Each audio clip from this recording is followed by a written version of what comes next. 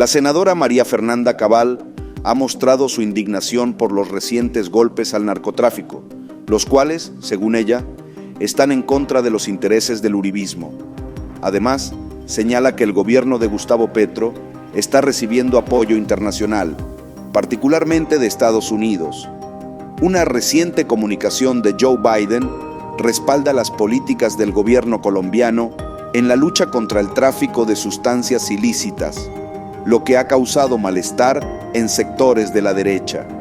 En los últimos meses, las autoridades colombianas han intensificado sus esfuerzos para interceptar cargamentos de drogas, algunos de los cuales han sido encontrados ocultos en contenedores de frutas, como las famosas cajas de bananos.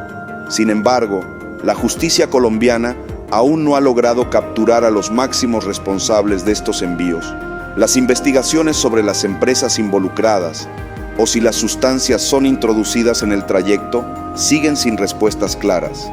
El caso de Chiquita Brands ha vuelto a ser tema de debate en Colombia. La empresa bananera, que fue condenada en Estados Unidos por sus vínculos con grupos paramilitares, aún tiene pendientes investigaciones en Colombia.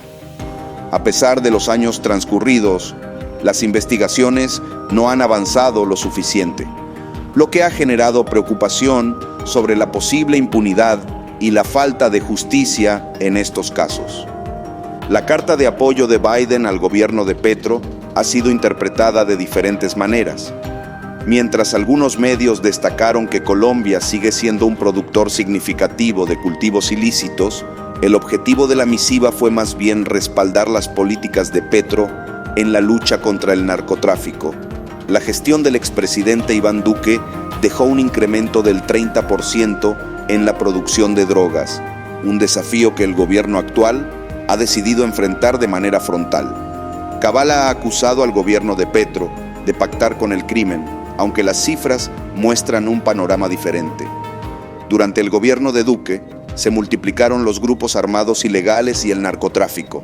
Hoy, Petro se enfrenta a un problema heredado, y aunque su administración lleva poco tiempo, los resultados empiezan a notarse, sobre todo con la reducción en la rentabilidad de los cultivos ilícitos.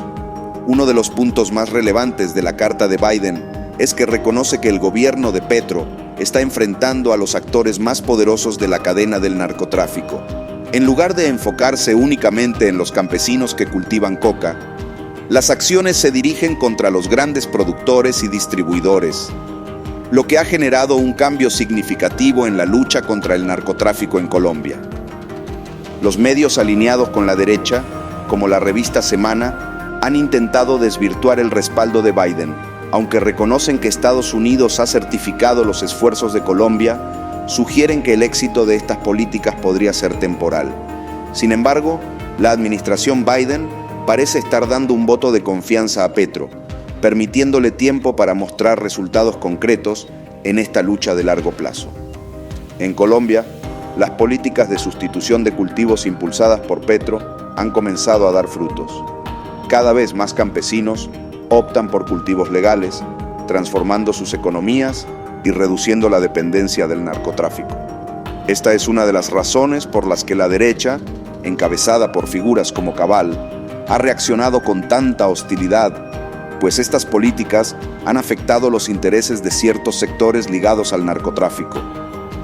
Uno de los golpes más recientes al narcotráfico fue la incautación de un cargamento de 591 kilos de cocaína en el puerto de Santa Marta. Las sustancias, camufladas en un contenedor de bananos con destino a Bélgica, habrían tenido un valor de 20 millones de euros. Este decomiso es solo uno de los muchos que se han realizado bajo el gobierno de Petro, lo que ha enfurecido a los sectores que acusan al presidente de estar aliado con el crimen. Las empresas bananeras, como Chiquita Brands, han sido señaladas en el pasado por sus vínculos con grupos paramilitares. Aunque la empresa fue condenada en Estados Unidos, las investigaciones en Colombia siguen estancadas. Se teme que muchas de estas investigaciones prescriban el próximo año, lo que pondría fin a la posibilidad de justicia para las víctimas. Varios personajes políticos han sido acusados de estar vinculados a estas empresas. María Fernanda Cabal, ha sido señalada de defender los intereses de las bananeras, aunque éstas han sido relacionadas con el narcotráfico y el paramilitarismo.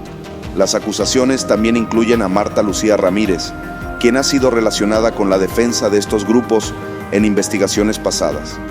La presión de organismos internacionales y nacionales ha sido fundamental para que las investigaciones contra Chiquita Brands y otros empresarios avancen.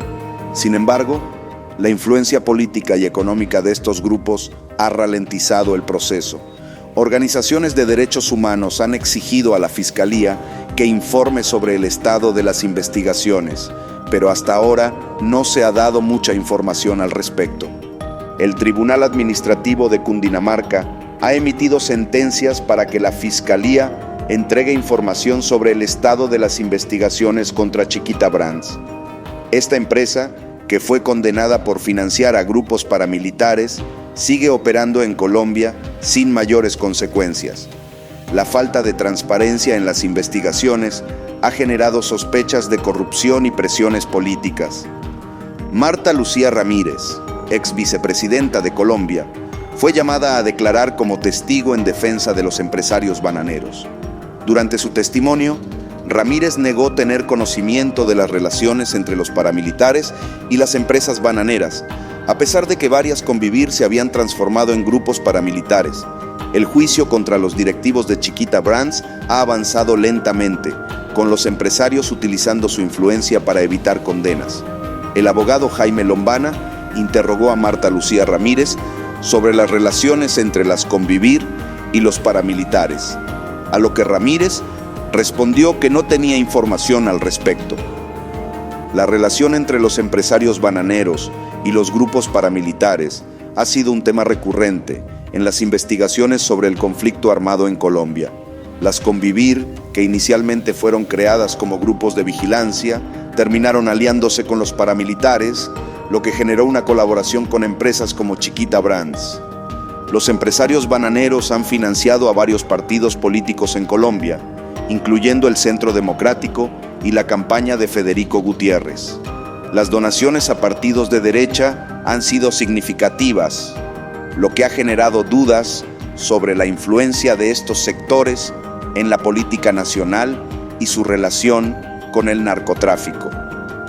La Asociación de Bananeros de Colombia ha donado millones de pesos a campañas políticas, lo que ha fortalecido los lazos entre estos empresarios y los partidos de derecha. Esta relación es preocupante, ya que muchos de estos empresarios han sido señalados por sus vínculos con actividades ilícitas. Mientras tanto, los esfuerzos del gobierno de Petro para combatir el narcotráfico han tenido un impacto significativo.